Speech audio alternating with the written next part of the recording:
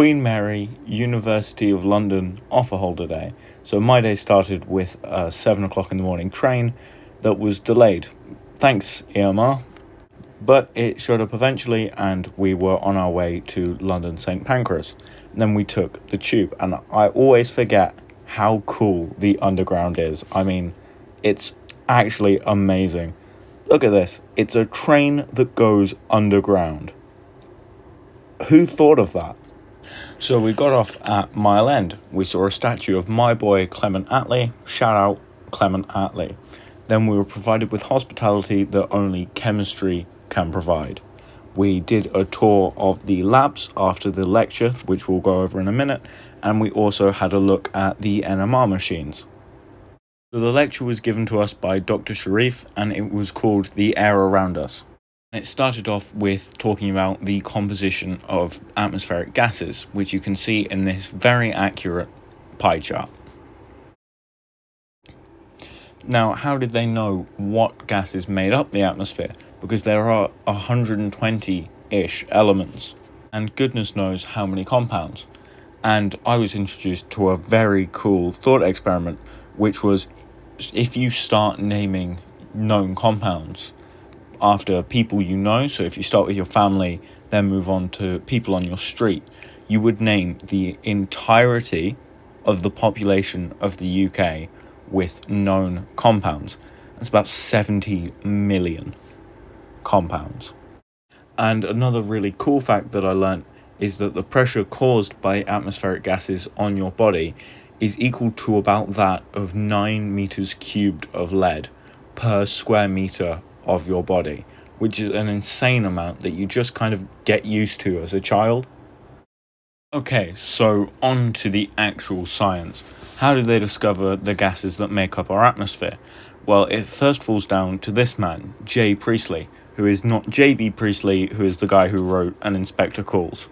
He's also the person that their science labs are named after, and he discovered dioxygen in the atmosphere, though he didn't call it oxygen.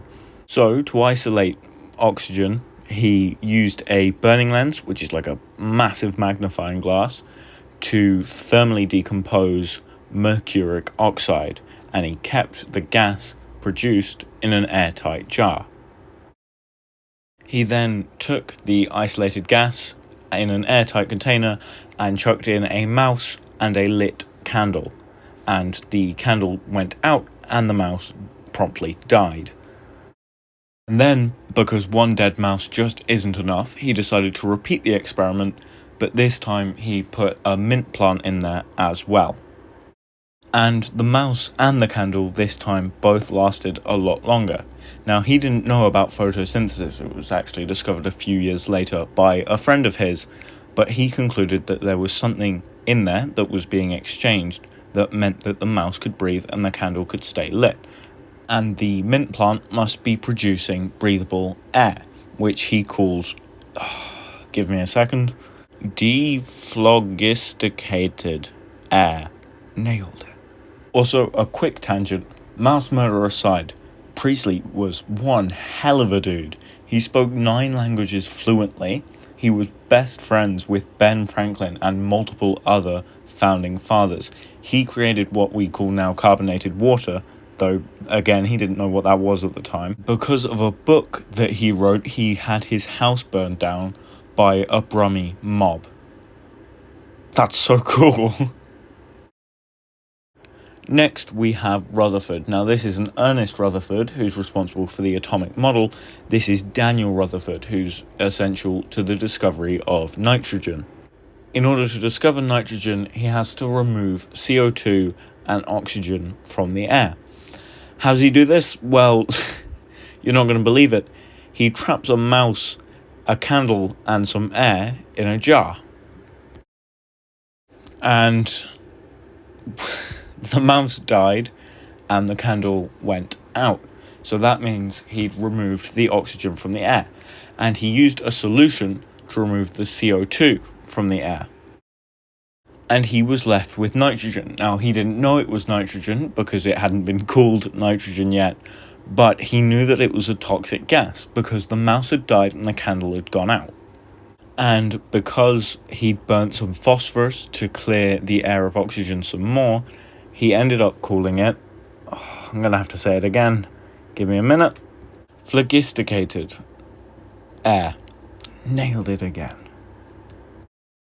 100 years later, two Polish scientists by the name of Zygmunt Wróblewski and Karol Olszewski condensed nitrogen gas, but they didn't manage to do it for too long until later on a British scientist by the name of James Dewar maintained liquid nitrogen for an extended period of time. Now, one of the other gases that I mentioned right at the beginning is water. Now, depending on the area you're in, there can either be loads of water in the air or absolutely none whatsoever. In places like the Sahara, there's zero humidity, whereas in small island nations close to the equator, there's almost 100% humidity all the time.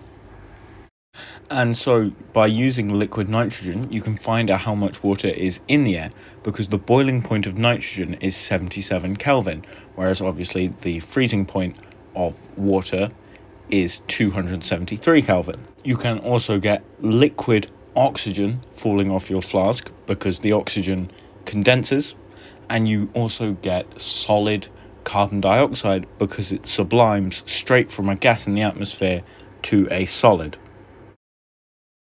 So in keeping with the theme of gases, we then went on to the chemistry of respiration. So this is hemoglobin, and it exists in your red blood cells, and it bonds to oxygen to allow you to respire properly, and it forms oxyhemoglobin.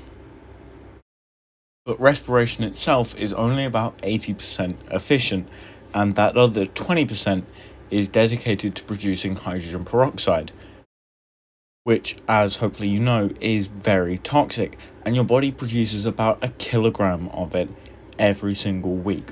So how does your body get rid of it?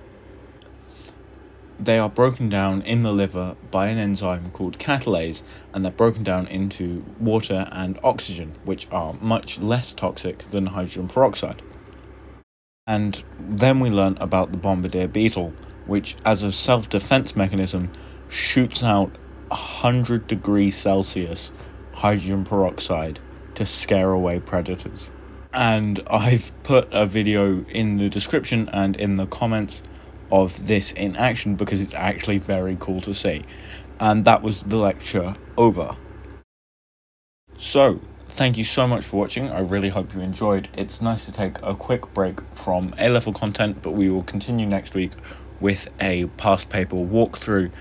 Thank you again for watching. I really hope you enjoyed. Please remember to like and subscribe, and I will see you around. Thanks. Bye. And shout out to the Physical and Chemical Science Department of Queen Mary's University, London. It was a great day. Alright, see you later. Bye.